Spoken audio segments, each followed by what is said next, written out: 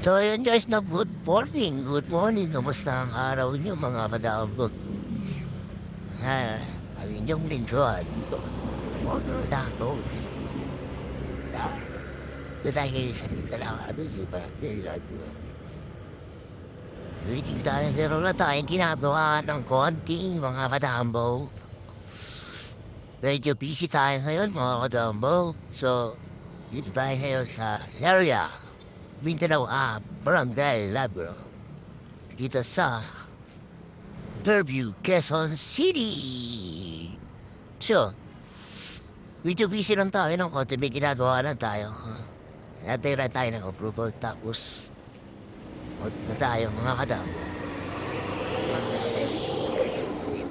Ayan. Harap muna tayo ng makakainan natin. Kasi ito si ate. Sarado pa mga kadambo. Nagsuluto pa lang sila na kanilang paninda.